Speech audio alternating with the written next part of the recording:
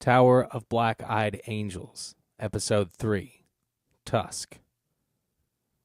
Previously, Tracy and Andy made it to floor Y through a stairway that appeared in Andy's original room. Andy wasn't sure if the room had changed or the wall, so he stayed near Tracy for fear of losing her in another shift. They found a nurse's station where Tracy found many drugs and cured her withdrawal symptoms, stuffing bottles in pockets and handing some to Andy for him to carry. Andy realized for the first time that he had accidentally hired Tracy as a prostitute the night before they woke in the building. Inventory. Andy. Tenuate. 26 pills left. Morphine. 28 pills left. Amitol. 28 pills left. A wicked hangover. Nicotine withdrawal. Shame. Tracy. Xanax.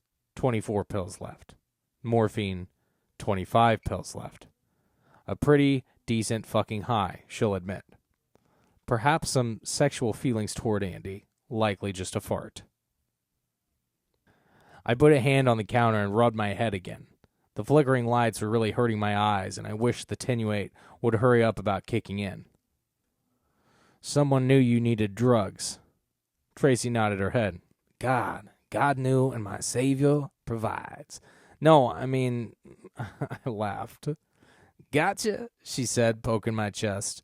I noticed her smile gave her a beauty unburdened by the malady of drug addiction, but I also knew the smile was brought on by drugs.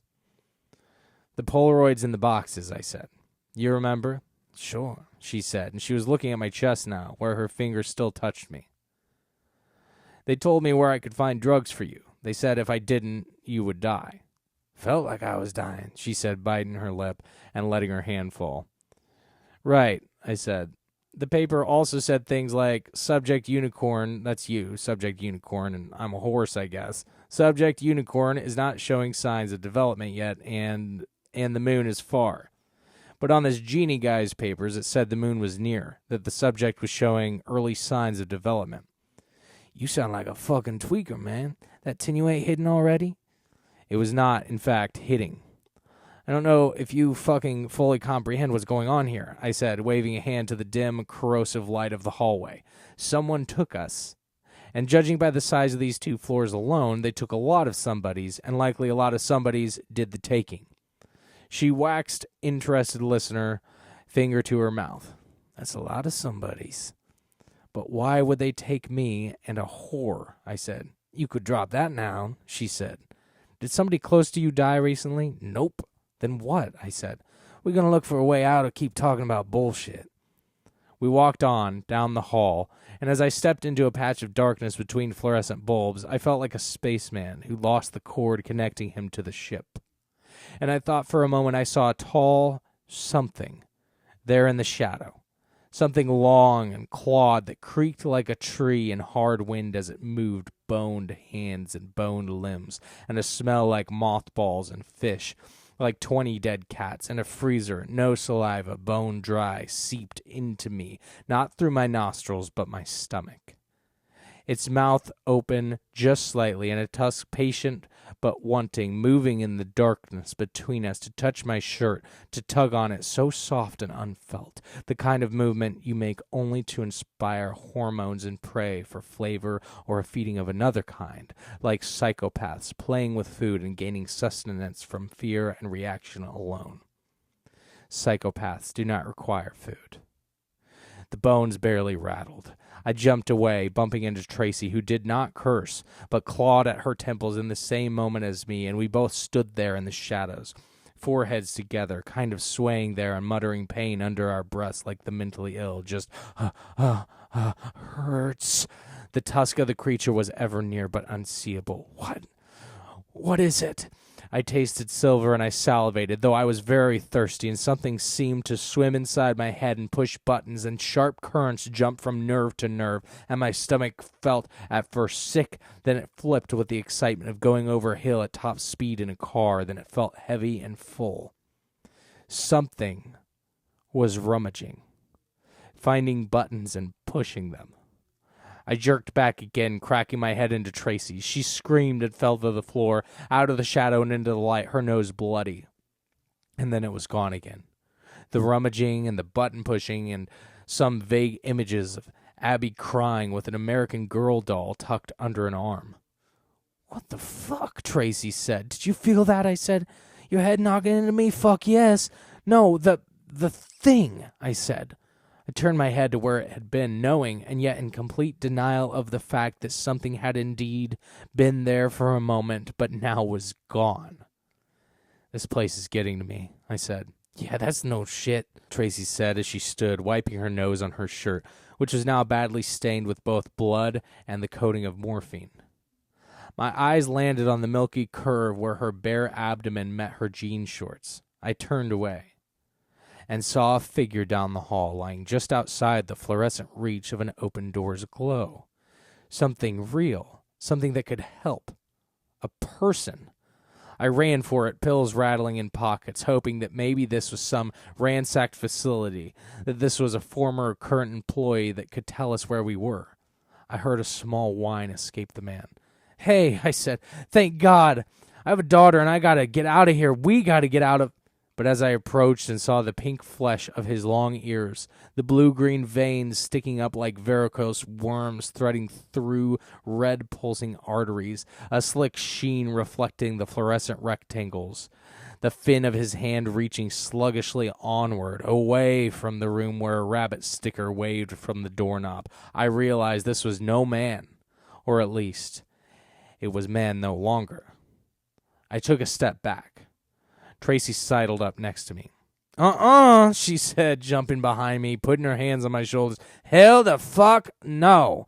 Kill it, Andy. Stomp his Easter Bunny zombie ass." What was it the documents had said?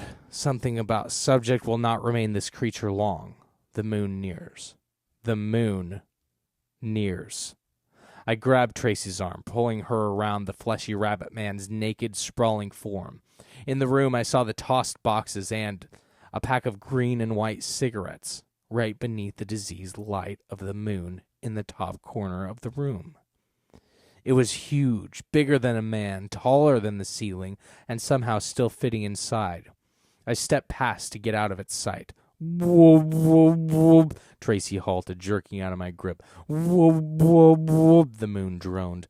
"My Newports," she whispered reverently, pointing into the room, eyes flicking nervously, from the rabbit man to the cigarette pack beyond. I wondered why, of all else, she seemed the most troubled by the rabbit man. I decided to use it.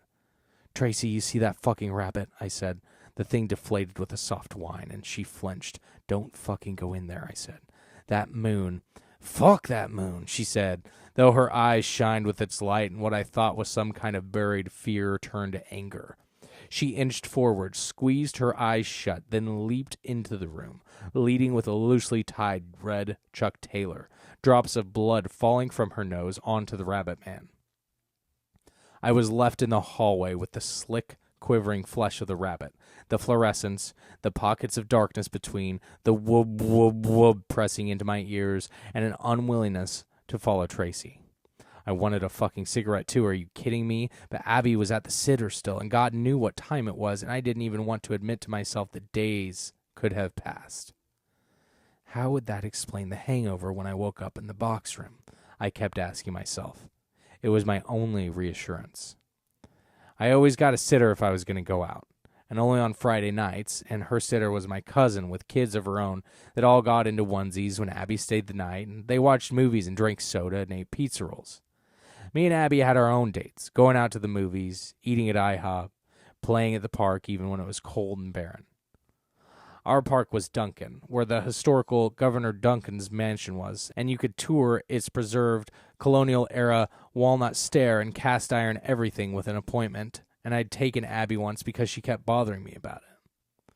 Abby was 6 fucking years old, lost her mom just when she started forming those core memories, so she was always bringing up these remembers of Shelley that I was trying to forget, because they were good ones.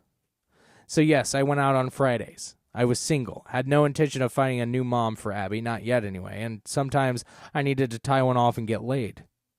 And that's why I was here in this building, Abby's only remaining parent in some psychotic funhouse. I had to fucking get out. I could not afford to go running for cigarettes and get trapped by the moon in the room. "Whoa, what the fuck?" Tracy said as she emerged from the room, giving the rabbit a wide berth. "Man, you gonna fucking make it?" Palms to my eyes, I rubbed tears away and made sure no more came before I looked up. "Fine. Still got a headache and, I pointed. "What?" "Your head." I tapped my forehead. Tracy looked around, her cornrows not quite whipping, but something like it. "What about my fucking head?" She lit a Newport.